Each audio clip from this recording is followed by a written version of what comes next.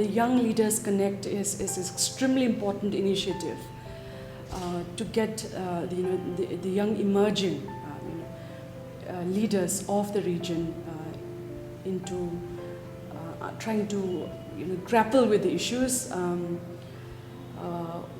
The beautiful part of this gathering is it's an eclectic collection of quite established leaders like Bhaijung Bhutia, who is a legend in Indian football, person like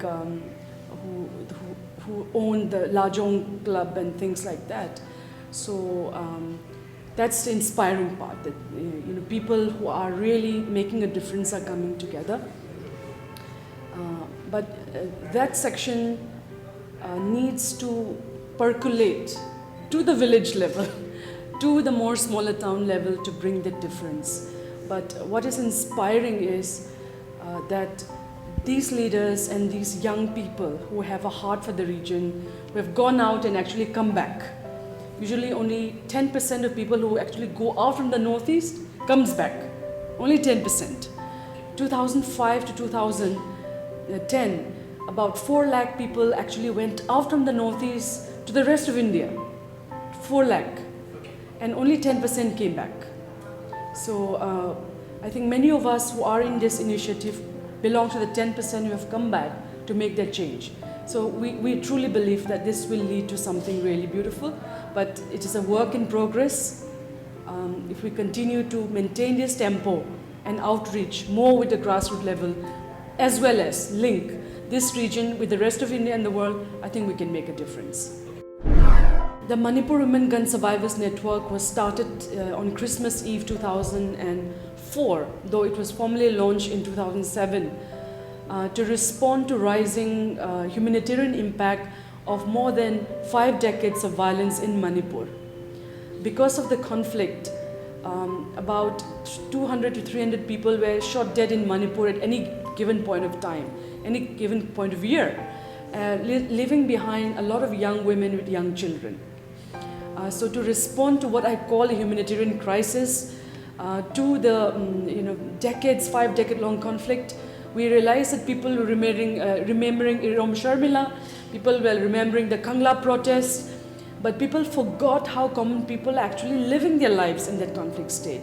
So there is a lot of people who have become victims of conflict, and victims of conflict do not belong to the rich echelons of Northeast society.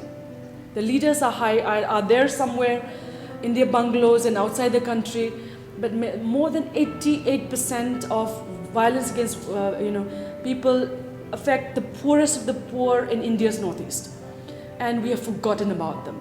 For example, a young woman have lost her husband in a fake encounter, or a normal HIV/AIDS, because the region is abounding in that. She can't even get the widow's pension form to ensure that she gets on with her lives. Many of the people who are impacted by conflict, where the combing operations are going, where the insurgents find food and shelter in the villages, so who are actually living from hand to mouth. So to respond to this crisis, we set up this network, and we work on 3 levels. First, you cannot preach on an empty stomach. You cannot transform Northeast on an empty stomach. You cannot bring peace in Northeast on an empty stomach. So first we started putting food on the table for them. How? Not by giving them rice, 2 kilograms, 2 rupees worth of rice or something like that, which the government does. What we do is, we first ensure that a woman has a livelihood. If she is a trained weaver or she knows weaving, we support them with finance. If she wants to do cattle rearing, she does it. If she wants to manufacture soap, which many women do, making detergents in the rain. So small micro enterprising we are supporting. The other thing we're also doing is, many women in the Northeast, this is still a very, they don't have anything to call their own. So we started opening bank accounts actually for them. And then finally what we do is, we do protection measures for them. For example, if a woman whose husband has been found disappeared or killed in a fake encounter, we try to take the cases up by linking them up with proper lawyers, so that at least it starts a process of healing, because justice system in India doesn't come easily. the whole process of a woman, a young village woman, whose husband was killed in a fake encounter. To enable her to get on with her life, we start the process of, as I said, livelihood, then a protection, so that it completes the process of healing. Now we started from about 12 villages. We work in 90 villages, not just in Manipur but in Tripura, and we're starting work in Assam next year.